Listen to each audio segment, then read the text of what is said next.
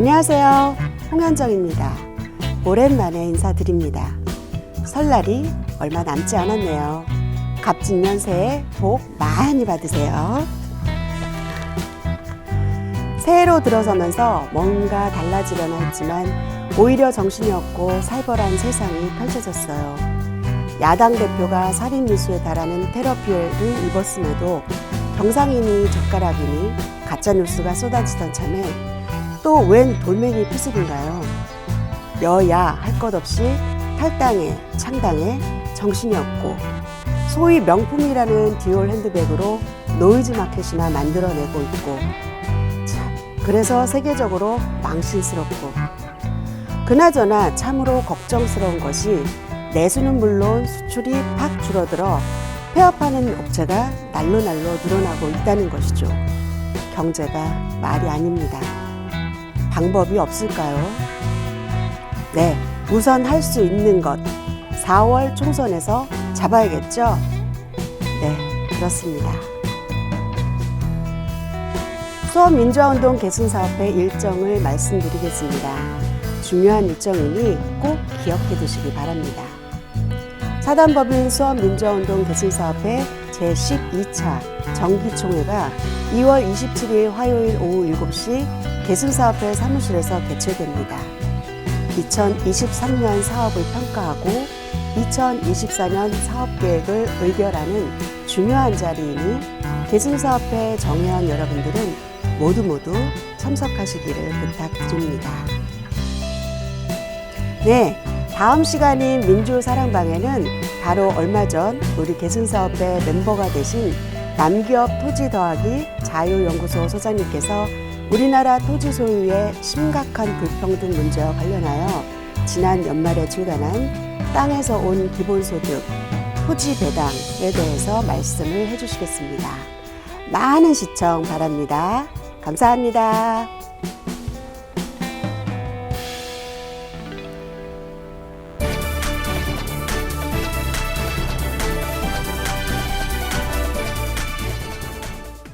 안녕하세요. 2024년 2월 민주사랑방 진행을 맡은 이사 정원민입니다. 오늘은 이분을 소개하려고 그러면 상당히 앞에 수식어가 많습니다. 오늘 주제는 그 불평등한 대한민국 토지 배당제로 해결할 수 있나라는 주제로 남기업 토지 자유연구소장님을 모셨는데요. 저는 이제 그 토지자유연구소장님보다 수원, 오산, 화성, 촛불행동 공동대표로 거리에서 좀 많이 뵀습니다. 그리고 성균관대에서 10년 전 세월호 학생들을 추모하는 피켓팅을 하는 걸 많이 봤고요. 최근에 땅에서 온 기본소득 토지배당이라는 책을 발간하신 우리 남기업 소장님 모셨습니다. 네, 안녕하세요. 남기업입니다.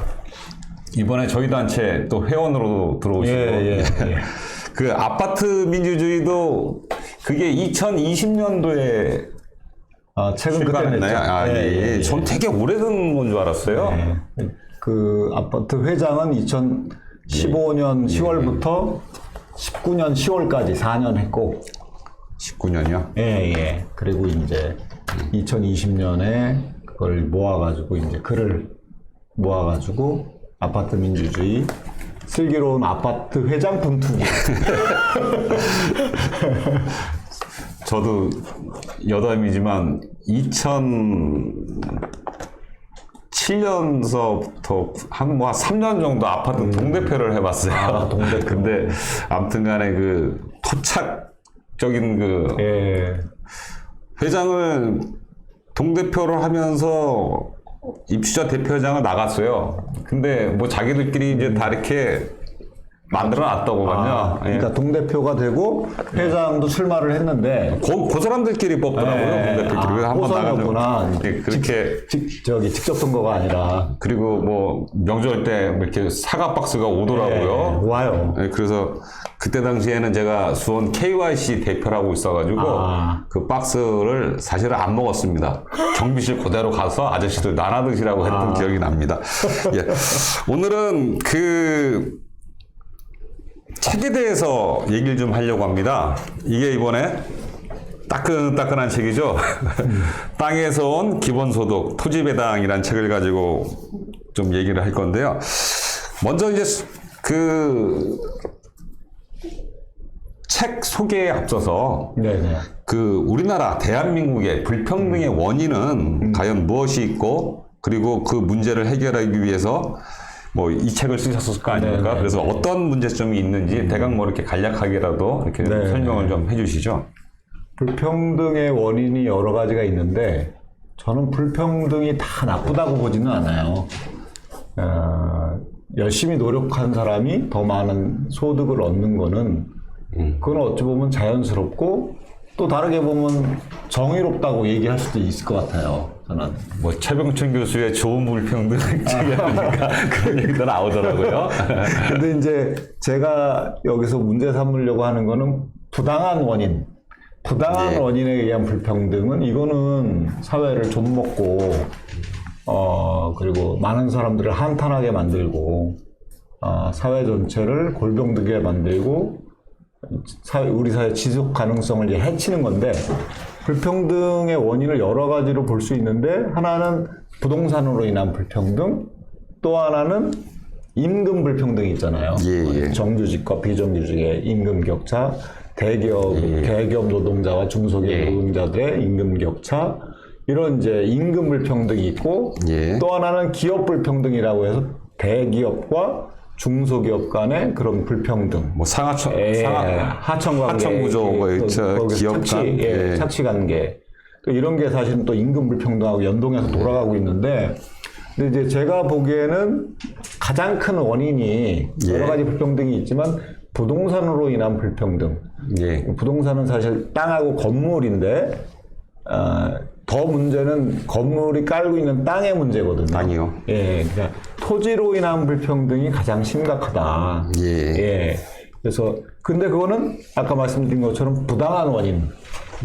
땅을 그냥 단지 보유하고 있는 거 때문에, 그리고 거래하는 것 때문에 엄청난 이익이 생기잖아요. 그렇죠. 예. 보유하고 있으면은 은행 이자보다 더 많은 임대료, 그것도 계속 임대료가 증가해. 그러다가 또 팔면은 또 시기가 좋아져서 팔면은 엄청난 시세 차익이 나. 근데 그거 때 그게 열심히 노력해가지고 무슨 기술 개발해갖고 돈을 번 게 아니니까. 그렇죠. 예, 부러워하기도 하고 열받기도 하고. 예, 그것 때문에 불평등이 많이 벌어지고 집을 가진 사람과 못 가진 사람, 땅을 가진 사람과 못 가진 사람, 수도권과 비수도권, 수도권 안에서 서울과 서울 아닌 곳, 서울 안에서도 강남과 강북, 이런 불평등이 이렇게 이제 벌어지게 되는데 그게 불평등의 가장 큰 원인이지 않을까 싶어요. 예. 우리가 모두가 느끼고 있을 거라고 생각합니다. 그렇죠. 예. 뭐 아파트도 깔고 있는 땅이 조금 있다니까 저도 땅 없는 사람인 줄 알았는데 아무튼 좀 우리가 늘 이제 생활하면서도 느끼듯이 택시 회사들 보면 주차장이 되게 넓어요. 그렇죠. 텅텅 비어 있죠. 뭐 논안간로에다가 이제 주차장을 뭐 만들어 쓰더라고요. 그러다가 그렇게 한 20년 뭐 정도 지나면은 그 택시 해가지고 그 수익보다 그 땅값이 올라가지고 그렇게 해가지고 나중에 목돈을 번다 뭐 이런 얘기도 있고, 버스 운영해서 택시 운영해서 택시 서비스를 잘 해가지고 거기서 돈을 많이 버는 거야 너무 좋은 일이고 다른 사람에게 좋은 서비스를 제공하면서 돈을 버는 거니까. 근데 주차장 가격이 올라서 그게 뭐 시로 편입되면서 수용이 되면서 엄청 올라. 그렇죠.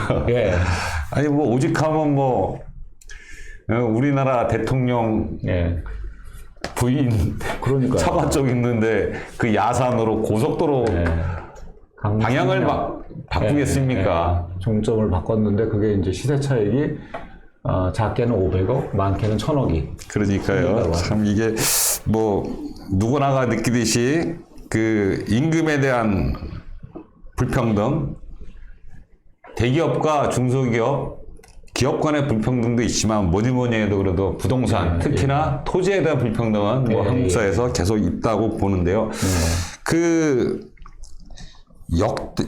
뭐 역대 정부의 그럼 이제 부동산 정책과 문제점 같은 건 어떤 게 있는지, 그리고 사실상 그 1945년 해방되고 남한에서도 토지 개혁이 일어났잖아요. 그러면서 그 전까지 막 지주라든지 이런 사람들이 갖고 있던 땅을 이렇게 좀 이렇게 혁명적으로 좀 많이 나눠주지 않았나요? 네, 분배했죠. 예.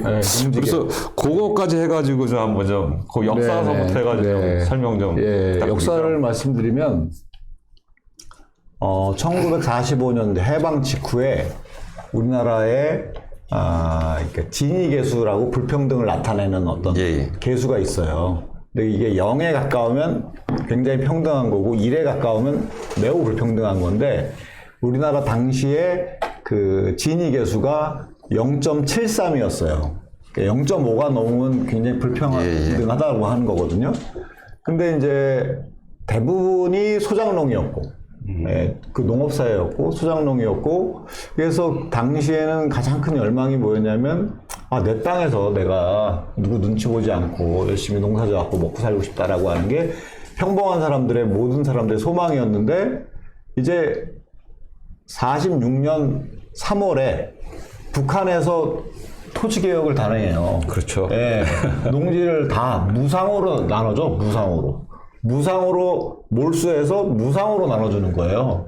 소유권까지 나눠줬나요? 네, 소유권을. 예. 그래요? 아니 공동 이렇게 경작 이런 체제가 아니고. 그거는 이제 협동농장은 50년대 후반으로 가능한 거고, 처음에는 소유권을 다 나눠주는 거예요. 예. 좋았겠네요. 그럼 뭐 김일성의 인기가 그냥 하늘을 찌르는 거죠. 그래서 그때 토지개혁에, 거기는 이제 농지뿐만 아니라 다른 땅도 그렇겠는데, 그래서 그때 보면은 이제 농지를 뺏기고, 토지 뺏기고, 이제 땅 문서 들고 남한으로 많이 내려왔죠. 지주들이. 북한 지주들이. 지금도 소송 건다고, 통일되면 소송 걸어서 찾는다는 사람들이 있더라고요. 그런 사람들이 문서 들고 하는데, 그건 뭐 말이 안 되지만 하여튼 그런 사람이 있습니다. 근데 이제 그런 이야기가 북에서 밀고 계속 소식이 들려오니까 남한도 농지개혁을 해야 되는 거예요. 그래서 1950년 그 한국전쟁 나기 직전에 3월에서 5월 사이에 농지개혁을 단행해요. 50년에 했어요? 예. 그때 단행해요. 뭐 그 전에 이제 그 일본 사람들이 남겨놓고 난 땅, 적산, 그거를 이제 미군정 하에서 뭘 이제 분배하는 건 있었지만, 우리나라가 농지 전체를 향해서 한 거는 이승만 정부 하에서 하죠. 어떤 식으로 진행됐나요? 그거는 이제 3정보 이상, 3정보가 한 9,000평 되나? 한 10,000평 되는. 한 평이 그럼 1정보가 3,000평 정도 넘는다는 얘기네요. 3정보 이상의 토지를 가지고 있는 거를 유상으로 몰수해서, 그러니까 돈 주고 사는 거죠. 국가에서? 유상으로 몰수하고 그거를 유상으로 나눠줬어요. 그냥 공짜로 나눠준 게 아닙니다. 그러니까 무상몰수, 무상분배가 북한의 방식이고, 남한은 유상몰수, 유상분배. 뭐 아무튼 뭐 싸게 사가지고, 싸게는 굉장히 좋겠죠. 싸게 샀어요. 그러니까 지주에게 거의 헐값에 사들이고, 헐값에 사들이고, 그것도 뭐 돈으로 바로 준 것도 아니고 증권으로 줬어요. 증권. 근데 전쟁이 일어나니까 인플레이션이 엄청 되잖아요. 돈을 막 찍어내니까. 그러니까 이 증권이 휴지 조각이 된 거야. 그러니까 지주가 망했어, 거의. 근데 이제 그걸 피하려고 염전은 뭐 이렇게 농지개혁 대상에서 빠진다 그래가지고 그 전에 막 농지에다 바닷물을 막 넣고 태백산맥 보면 그런 게 나오는데 뭐 그런 일이 있었지만, 그래도 농민들에게 굉장히 좋은 조건에. 그렇네요. 이승만 대통령이 의지가 있었나요? 아니면 이북에서 그렇게 실시하니까 우리도 빨리 하자 이렇게 같이 이렇게 떠밀려서 했던 거 있나요? 어떤 거예요? 떠밀리는 게 일단 있고요. 그러니까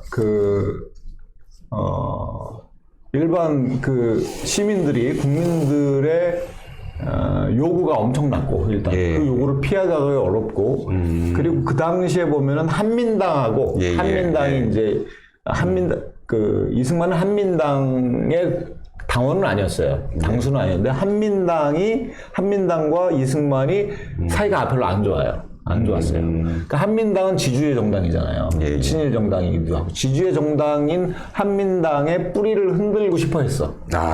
정치적. 정치적인 이유도 있었죠. 예. 그리고 일반 국민들의 요구도 있었고.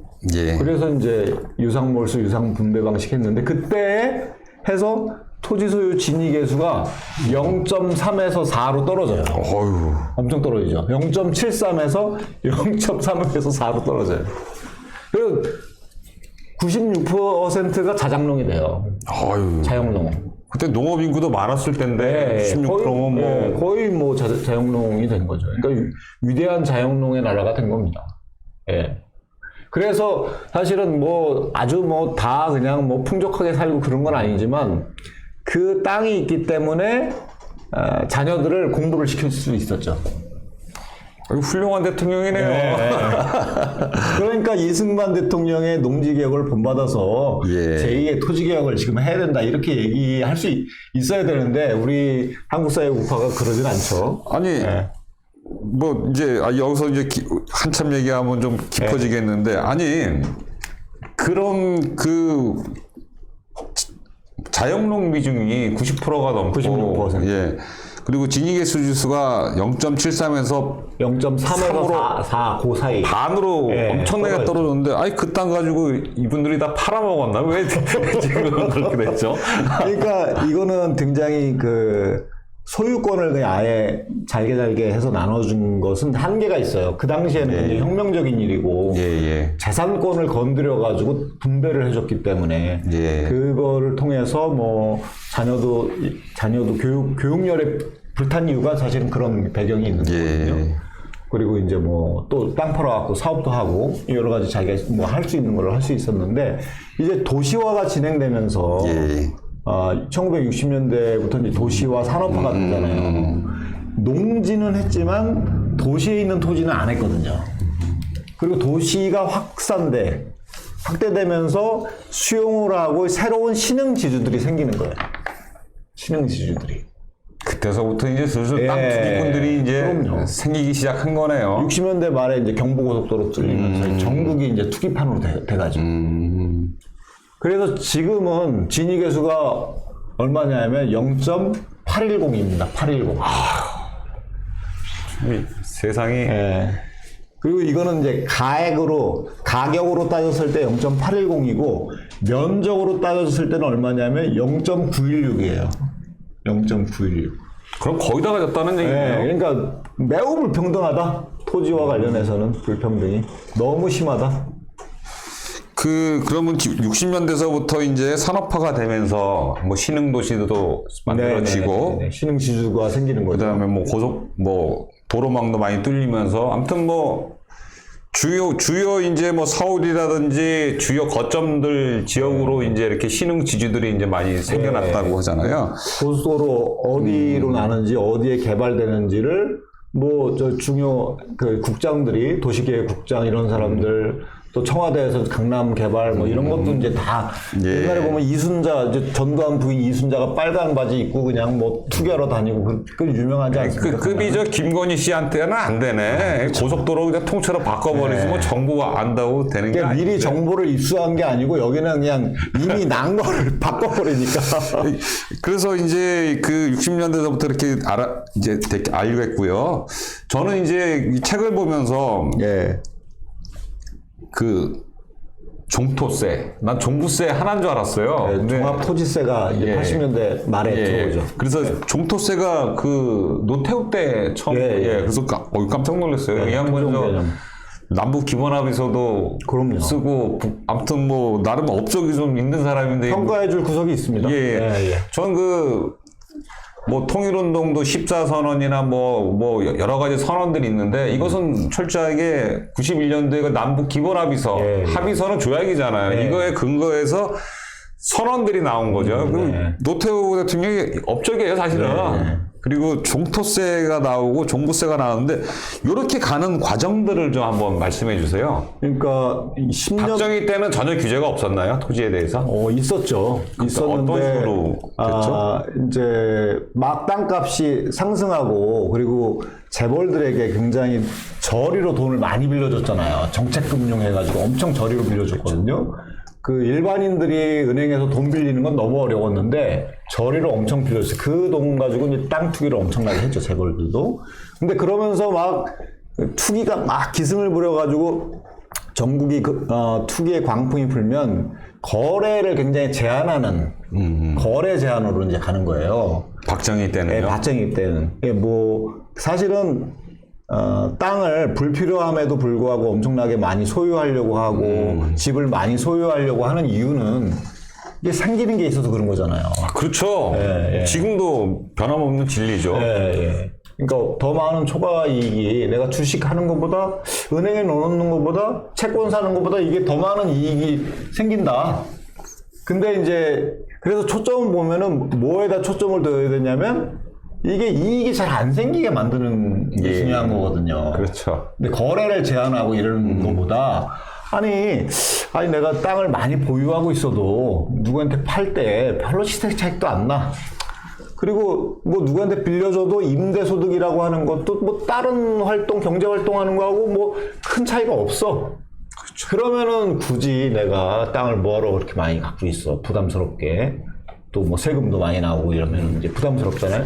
근데 이제 거래를 제한하고 그러면 이제 땅값이 막 올라갈 때 거래를 제한해. 그리고 다시 이제 소강 상태에 빠지면은 건설업 죽는다 막 이러면은 이제 다시 딱 규제 또 풀어. 요즘 풀잖아요. 그래서 윤석열 대통령이. 그런 게 이제 70년대 말에 그랬고요. 예. 그러다가 다시 소강 상태에 빠지다가 80년대 후반으로 가면 3조 호황 때문에 부동산 경기가 이제 막 급등하거든요. 그렇죠. 되죠. 예. 전두환 말 이제 그때 이제 그 많은 사람들이 뭘 얘기했냐면 지금 여기서 얘기하는 토지 보유세를 강화해야 된다라고 해서 노태우 정부가 토지 공개념 뭐 이런 얘기도 해가면서 종합토지세라고 하는 게 나왔어요. 그럼 토지세. 토지 보유세를 강화시키고 아무튼 종토세는 노태우 때 만들어진 거라고 업적 있네요. 만들어졌는데 그게 좀 약했고 근데 그 보유세라고 하는 것은 한꺼번에 확 거둘 수는 없거든요. 한꺼번에 확 높일 수 없어요. 한꺼번에 뭐 저기 1,000원 냈었는데 이제 내년부터는 10,000원 내라 이럴 수는 없거든요. 뭐 1,500원, 1,600원, 1,700원 이렇게 점차적으로 늘려가야 되는데 늘려가는 계획을 세워요. 점차적으로 강화할 거다. 점진적 강화할 거다라고 계획을 세우는데 노태우 정부도 하다가 중단해.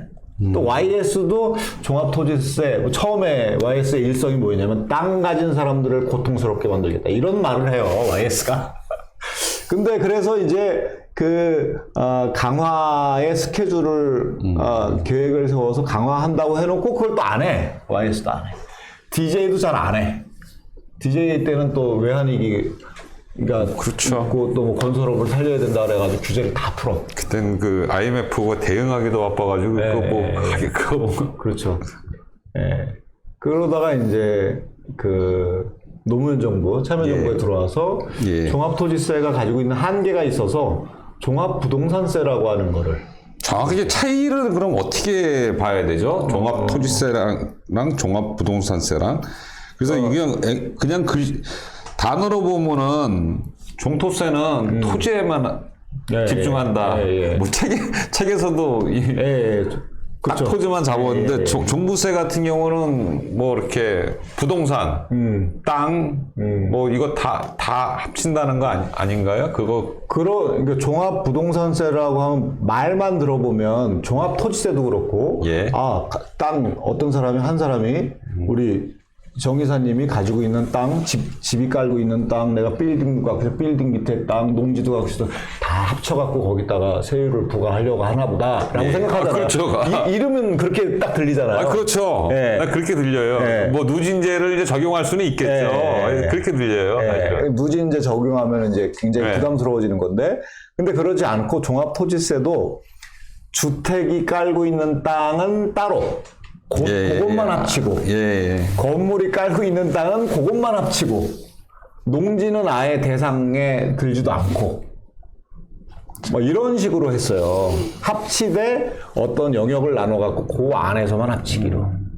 근데 이제 종합부동산세는 어떻게 들어오냐면 주택이 깔고 있는 땅뿐만 아니라 집은 그냥 거래할 때 건물까지 다 같이 거래하니까 평가하기도 어려우니까 그냥 건물하고 땅하고 함께 하자. 그러니까 주택에 대해서는 건물까지 과세 대상으로 들어온 거예요. 종합부동산세가 그렇습니다. 그리고 종합토지세보다는 종합부동산세는 주택의 경우는 달랐어요. 그러니까 건물까지 합쳐서, 그러니까 종부세가 그런 거고, 종토세는 주택이 깔고 있는 땅만 했는데, 예.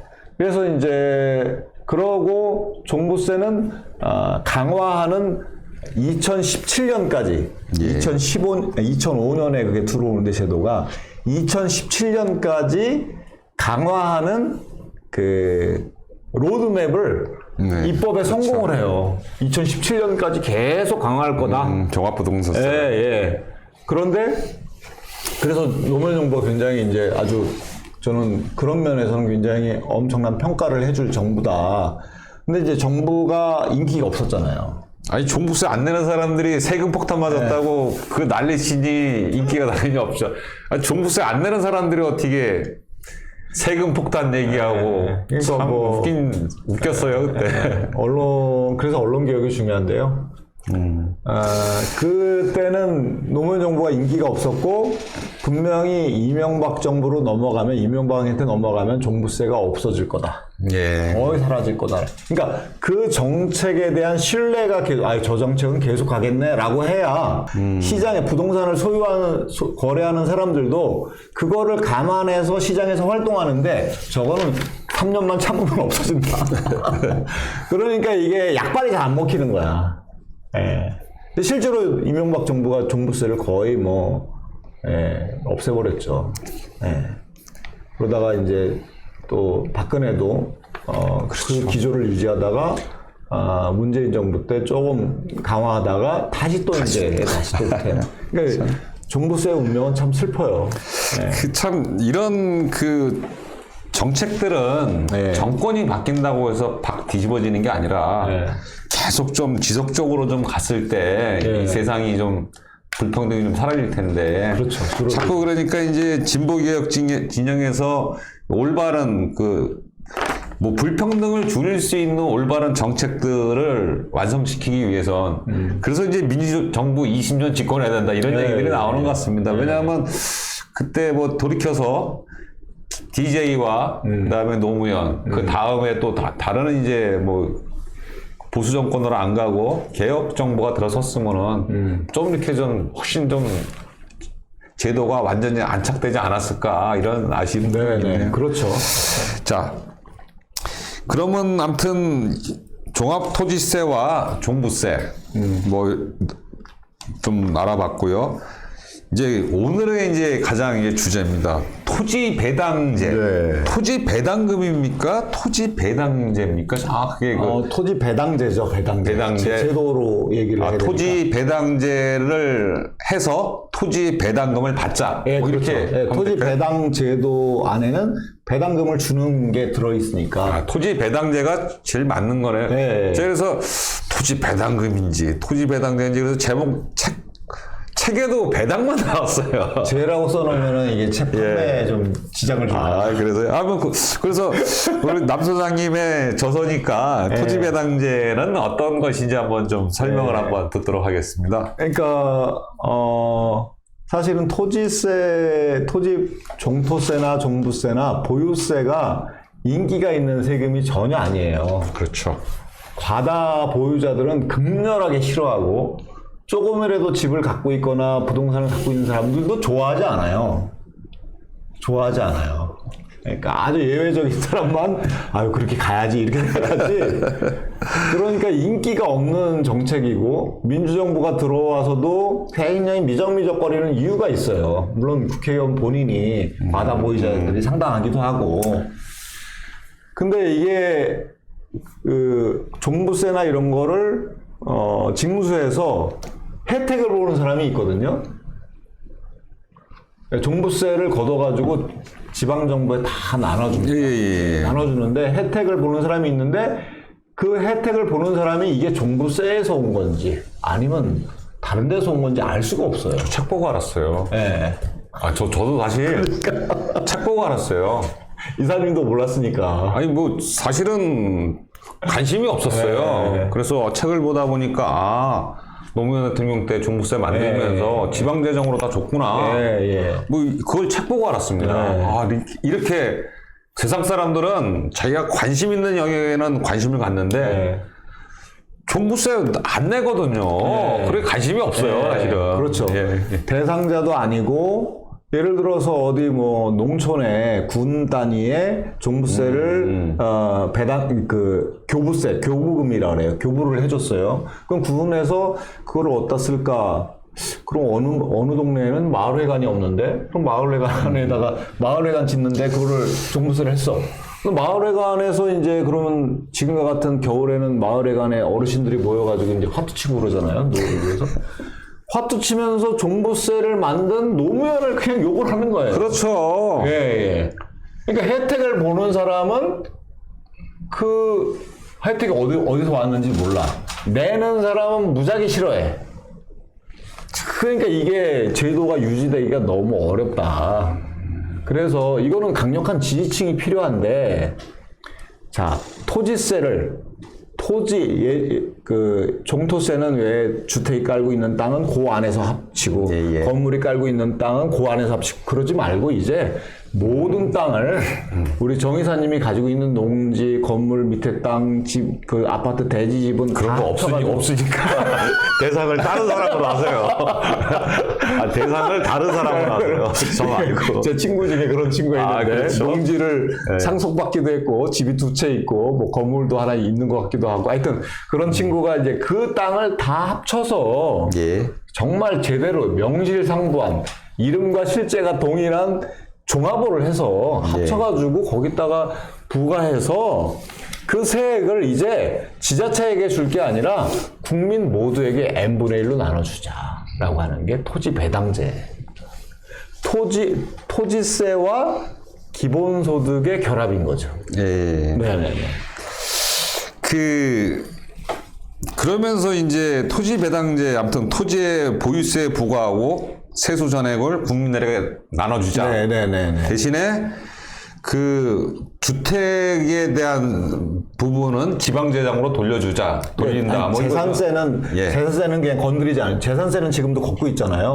그거는 수원시 재정에도 재산세가 들어와 있는데 그거는 건드리지 말고 추가로 종합부동산세를 없애고 토지 배당제를 들여오자. 종부세를 하지 말고 그거를 세수 전액을 이제 나눠주자. 저는 그 책을 읽으면서도 이해가 될 듯 하면서도 안 되는 부분이 이 부분이었어요. 그냥 종부세 유지하면서 그동안 그냥 다 이렇게 토지 보유세, 토지 배당제로 나눠주면 되지 왜 일부러 없잖아. 그러면서 그러면 지방재정 악화되지가 않겠나? 그리고 대안으로 토지는 토지 배당금을 주고 개인에게 주택부는 지방재정으로 한다고 하면 된다고 책에 나와 있더라고요. 그래도 더 악화되지 않겠는가? 지방재정은. 그러니까 저희가 이제 제도로 짠 게 지금 이제 보유세라고 하는 게 2개가 있거든요. 지금 현행. 재산세와 종부세가 있어요. 재산세는 지방재정이에요. 기초 지자체에서 이제 하는 거고요. 종부세는 국세예요. 국세를 걷어갖고 그것도 기초 지자체에 다 나눠줬단 말이에요. 근데 이제 왜 종부세를 토지 배당제로 대체하느냐. 재산세는 건드리지 않고 그건 그대로 하는 거고. 왜 종부세만 대체하냐면 종부세 대체하면은 그럼 지방재정에 나눠주는 거는 뭐 어떡하냐. 그렇게 이제 의문을 제기할 수 있는데 우리 토지배당제는 기존의 종부세가 그 지방재정에 나눠준 것까지 다 감안한 거예요. 그거 그대로 주대. 더 많이 걷어. 많이 걷어. 많이 걷죠. 아니 많이 걷으면 해결이 돼요. 그렇죠. 많이 걷죠. 근데 있는 거에서 종부세를 걷지 말고 토지 보유세를 걷어가지고 기존에 주던 교부금은 다 똑같이 주고. 아니 그렇게 얘기를 하셔야 돼요. 예. 아니 기존에 주던 거 지방재정 다 할 거 해주고 그리고 개인들에게 나눠주겠다. 대신에 보유세를 많이 걷겠다. 예, 걷겠다. 아니 아니 그렇게 아주 그냥 딱 씹어줬으면은 제가 몇 번 고민을 했어요 사실은 이거 읽으면서 그래서 그거를 좀 더 얘기를 할 거. 분명히 있는데 그게 약간 살짝 표현돼가지고. 이제 토지 배당제가 아무튼 기본소득이자 그다음에 토지 보유세와 기본소득의 결합이다. 그리고 토지 배당제는 우리의 국민의 권리다. 뭐 이렇게 그것까지도 뭐. 그러니까 왜 토지 배당제를 생각하게 됐냐면. 한쪽에서는 보유세 강화가 너무 어렵다. 보유세 강화를 해야 부동산 투기가 그래도 안정이 되고 불평등도 좀 줄어드는데 그게 너무 어렵다. 현실적으로. 그리고 지지하는 사람은 없고 오히려 한 40% 되는 세대는 땅이 없는데 무관심해요. 땅이 없는 사람은 무관심해요. 그렇죠. 근데 내 대상도 아닌데 뭐 종부세 무관심한 거고 똑같습니다. 나는 2%가 아닌데 왜? 그것은 아니거든 걷는 거지 뭐 이렇게 하는데 그러니까 대상자가 아닌 사람은 무관심하고 대상자들은 굉장히 별로 안 좋아하는 제도. 그걸 어떻게 해야 될까라고 해서 n분의 1로 나눠주면 토지가 없는 사람은 정말 좋아하겠구나. 그렇잖아. 이게 내일이잖아요, 이제. 그리고 땅을 어느 정도 가지고 있지만 부담하는 것보다 혜택이 더 많은 사람들도 경제적 관점에서만 보면 이건 지지할 수 있는 거다. 그런 어떤 전략을 저희가 생각을 했고 또 한쪽에서는 기본소득의 시대가 오는 거예요. 기본소득의 시대가. 이 기본소득은 이건 거슬릴 수 없는 시대적 대세인데 이게 뭐 미국의 억만장자 페이스북 창시자 마크 주커버그인가 그 사람도 기본소득이 이제 필요하다. 뭐 테슬라 창업자들도 그렇게 얘기하고 그리고 하여튼 여러 사람들이 AI나 로봇이 발전하는 걸 보면서 이게 일자리가 전체적으로 늘어날지 줄어들지는 알 수 없죠. 그건 논쟁이 계속 있는 것 같아요. 일자리가 옛날에 농업사회에서 산업사회로 가면은 일자리가 줄어들 거다 그래갖고 기계를 막 부시는 그런 운동도 있었잖아요. 러다이트 운동이라고 해서 내 일자리를 뺏어간다. 근데 그 이후에 일자리가 훨씬 많이 생겼거든요. 이것도 4차 산업혁명이지만 지금은 없어질 것 같지만 새로운 일자리가 엄청나게 생길 거다라고 하는 사람들도 있고 아니다 일자리가 줄어들 거다라고 하는 사람이 대세죠. 사실은 대세인데 그건 논쟁을 해봐야 봐야 되는데 일자리가 생기지만 되게 불안정한 일자리만 생긴다. 그렇죠. 책에서도 나오지만 플랫폼 노동자 있잖아요. 다 요즘 정규직 들어가는 사람이 거의 없어요. 그렇죠. 다 플랫폼 노동자라든지 아니면 용역회사. 요즘 옛날에 수원 시위 하더라도 청소하는 아저씨들이 다 수원시청 소속이었는데 요즘 다 용역회사 더구만요. 그리고 우체국들 요즘 우체국 정규 직원이 아니더라고요. 다 그렇게 다 전부 다 노동자들의 비정규직화 그리고 플랫폼 노동자예요. 그 증가하고 엄청나게 증가하고. 그러니까 거기는 이동이 잦기 때문에 그 복지국가, 전통적 복지국가는 이제 그런 정규직 일자리가 많이 생기고 그 사람들이 사회보험료 내고 정년이 보장되고 그래서 일시적 실직 사태가 있다 하더라도 실업수당도 받고 연금도 이제 연금을 차곡차곡 쌓아가야 나중에 이제 또 노후가 보장이 되는 거니까 그런 4대 보험료를 제대로 낼 수 있는 직장이 아닌 거예요. 직장이 생겨도. 그러니까 그러니까 이 기본소득을 줘야 되는데 그럼 재원은 어디서 마련해? 이 땅이라고 하는 거는 이게 늘릴 수도 없고 사람이 만들어낸 것도 아니고 종교인들이야 이제 신이 만들었다고 하지만 종교를 안 믿는 사람도 이 땅은 이건 그냥 우리 모두가 같이 누려야 될 거 아닌가? 사실은 그렇게 이해관계를 떠나서 생각해 보면 다 그게 동의가 되잖아요. 그러면 땅에 대한 권리는 모두가 평등하게 갖고 있으니까 권리가 있는 사람에게 돈을 주는 걸 배당이라고 그러잖아요. 주식 가진 예, 사람에게 그렇죠. 예. 배당이라고 그러잖아요. 토지에 대한 권리는 이사님도 있고 저도 있고 지금 태어난 애도 있는 거다. 그리고 지금 돌아가실 노인들도 토지에 대한 권리는 똑같이 있는 거다. 그렇죠. 그런데 지금은 토지가 없는 사람은 아예 못 누렸고 40% 세대 되는 사람들은 아예 못 누렸고 한 5% 되는 세대는 지나치게 과다하게 누리고 있었고 그 중간에 있는 사람들은 적당히 그냥 누리고 있는데 조금 잘 못 누렸고 과다하게 누리고 있는 사람들은 이제 전혀 못 누린 사람들에게 이거 혜택이 그쪽으로 돌아가야 된다. 골고루 누려야 되는 거 아니냐. 배당 권리가 있다. 그렇죠. 예. 그래서 그렇게 하면은 토지 보유세 강화도 쉬워지고 왜냐하면 이익이 되는 사람들이 있으니까 다 지지하게 되고 앞으로 가게 되고 그리고 토지 보유세가 강화가 되면 이게 이제 투기가 잘 안 일어나게 되면 불평등도 줄어드는 거거든요. 부동산으로 인한 불평등이 줄어든다. 예. 아주 부당한 원인에 의한 불평등의 대표인데 그게 줄어든다. 그러면은 이게 불평등도 줄어. 그러니까 토지 배당의 교정 효과가 상당한 거예요. 교정 효과. 다른 거는 교정 효과가 그렇게 있지는 않거든요. 그러니까 직접 나눠주니까 교정 효과인데 토지 배당은 그거를 하기 위한 재원 마련 자체가 엄청난 그 불평등을 교정하는 효과가 있는 거예요. 토지 보유세를 많이 걷나요? 그러면? 그쵸. 예, 예. 책에서 보니까 뭐 이렇게 나와 봤는데 그 최고 이게 그 지금 예를 들어서 2.5% 예, 그 정도. 예, 2.5%가 이제 최고세 그 최고 구간이 2.5%인데 50억 원이 넘는 사람 50억 원이 넘는 부분에 대해서 그런 거고요. 연? 아니, 그러니까 50억 원 자기가 갖고 있는 토지 재산이 50억 원이 넘는 사람은 50억 원이 넘으면 그 50억 원이 넘는 부분에 대해서 2.5%를 하겠다는 거예요. 연? 그렇죠. 연이죠. 연에. 뭐 얼마 안 되는 거네요. 예. 사실은. 그러니까 제가 이제 제 친구가 집이 두 채가 있어요. 예. 그 친구가 10억짜리, 예, 5억짜리 예, 집이 예. 있어요. 시가는 그 정도 되는 것 같아요. 부모님한테 상속받은 농지 3억 원이 있어요. 예, 3억 원. 예. 대략 그렇게 된다 그러더라고요. 가족이 이제 그 자녀들이 둘이 있고, 보니까, 이 제도가 들어오면 어떻게 되나 보니까 얘는 85만 원인가? 이렇게 내야 돼요. 부담을 해야 돼요. 85만 원이 추가 부담이 생겨. 50만, 이게 저희가 지금 50만 원으로 설계를 해봤거든요. 1년에 50만 원 주는 거 아주 저희 소심합니다. 1년에 50만 원.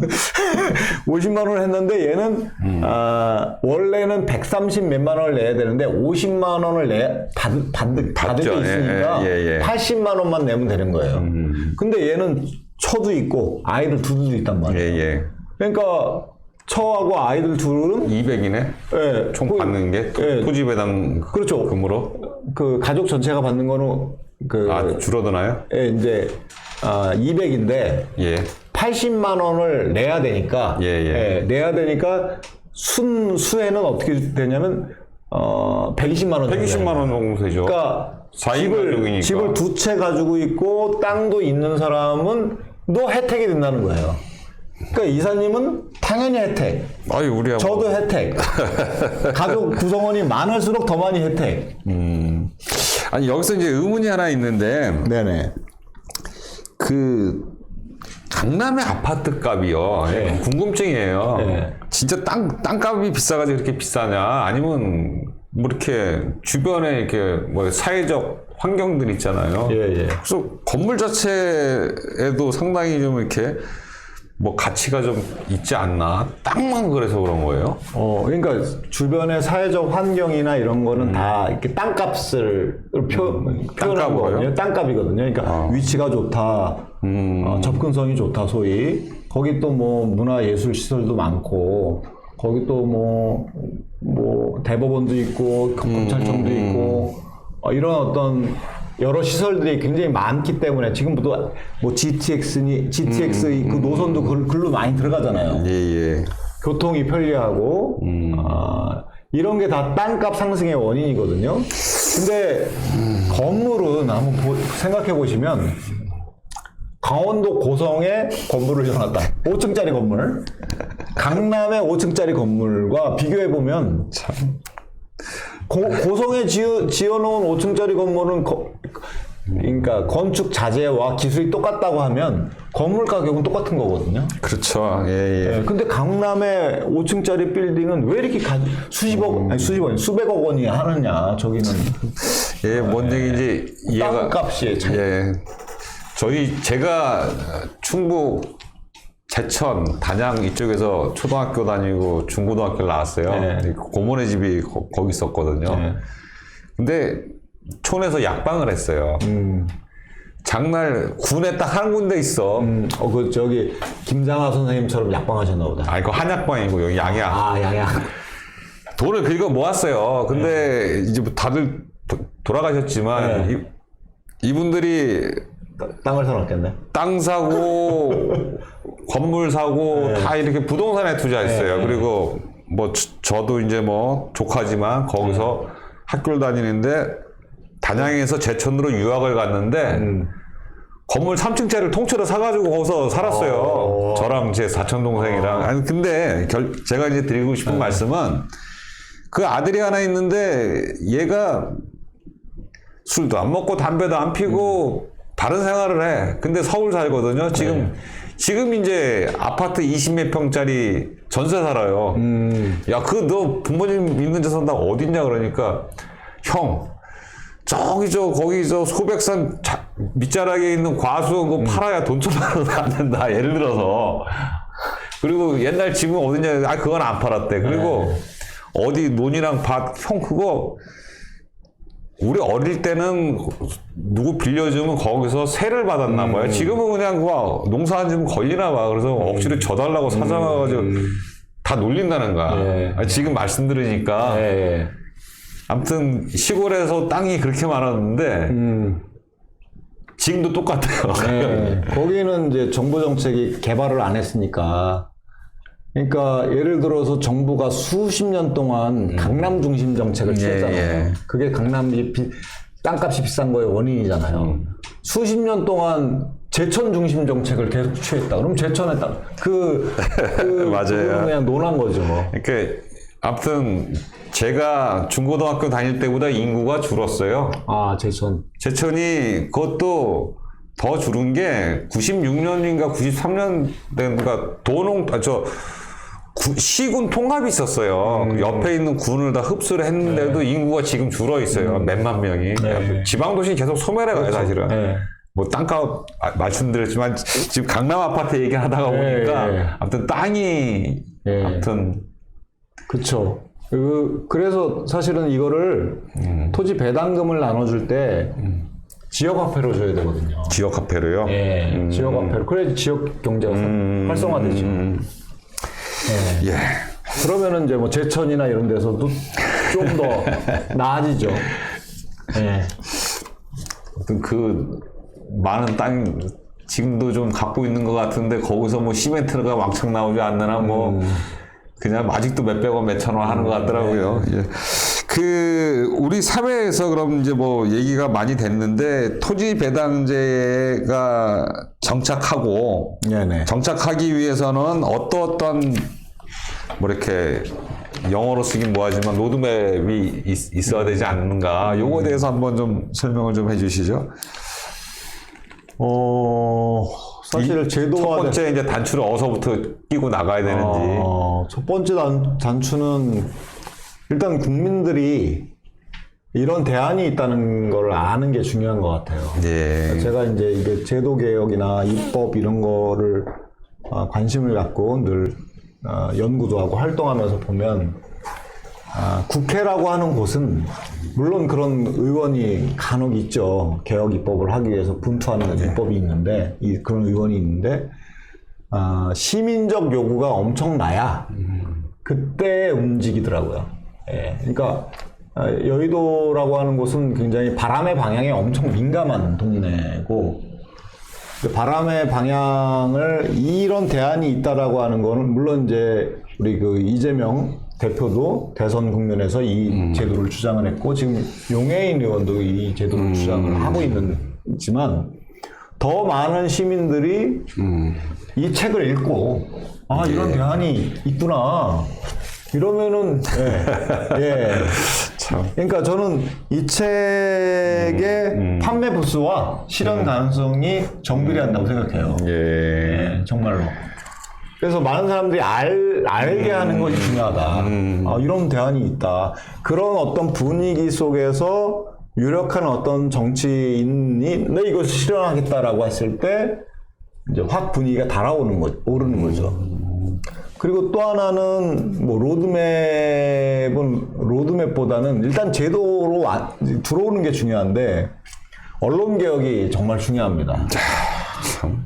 왜냐하면 제가 부동산 분야에 2005년부터 이 연구와 활동을 해왔는데 정말 악의적이에요. 우리나라 주류 언론들은. 지금 뭐 검찰하고 언론하고 그것도 있지만 이 경제지에서 실은 제 책에도 써놨죠. 조선일보 당시 가문이 가지고 있는 그 김의겸 의원이 이제 발표한 자료에 따르면 2조 원이 넘어요. 봤습니다. 저 그 흑석동에 그 산 안에 있는 게 거기가 그 방씨가 집안이에요. 와, 참 대단하다. 그러니까 이런 토지 배당을 실시하면은 다 합치는 거니까, 다 합쳐서 부과하니까 당연히 부담이 굉장히 많이 늘어나겠죠. 그러면 이제 뻔히 예상이 됩니다. 그냥 사회주의다. 당연히 많이 나오죠. 공산당 하려고 난리 친다. 땅 뺏는다고 난리 치겠죠. 그래서 그리고 이제 건설사들도 땅값이 계속 올라가야 자기네들도 뭐 분양이 잘 된다, 완판이다 이러면서 계속 일거리가 생기는 건설사들도 이게 굉장히 방해. 근데 그 건설사들의 언론이 건설사 광고가 많아요. 그러니까 건설사들의 요구를 들어요. 그런 논리를 만들어서 계속해. 종부세도 저는 뭐 부족한 게 많이 있지만 그래도 저는 좋은 제도라고 생각해요.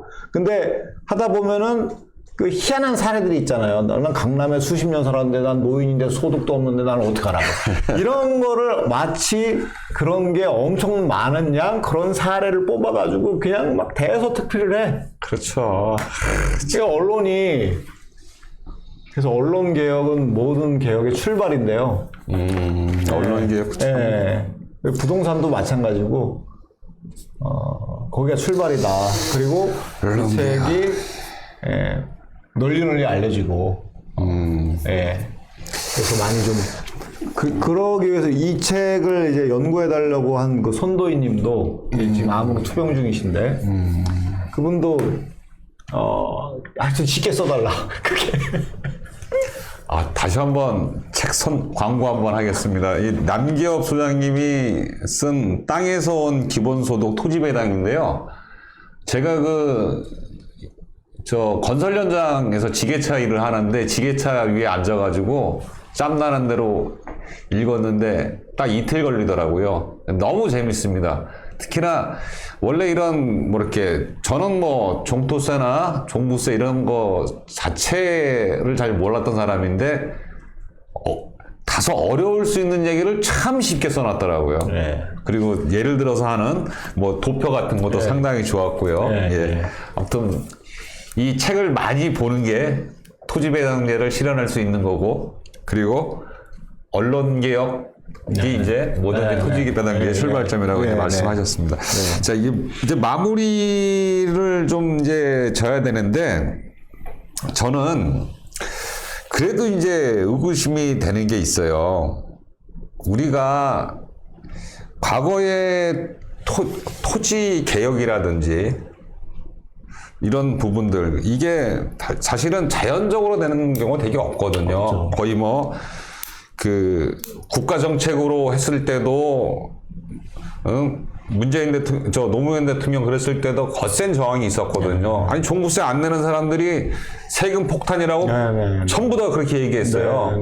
문재인 대통령 때 전세금 대출을 좀 해가지고 어떻게든지 해결을 하려고 했는데 또 이거 다주택자들이 갭 투자를 해서 했는데, 이 국가 정책, 개혁적인 정부의 정책으로도 해결이 안 됐던 부분인데, 사실 혁명 같은 게 일어나지 않으면 네, 상당히 네. 힘드는데, 그리고 특히나 이 건물보다는 이 땅을 가지려고 하는 이 자본주의 사회에서의 인간의 욕망을 욕망. 과연 어떻게 우리가 누를 수 있는가. 네. 마지막으로 이렇게 좀 정리해 주시면서 오늘 자리 좀 이렇게 정리 좀 하려고 네네. 했으면 좋겠습니다. 예.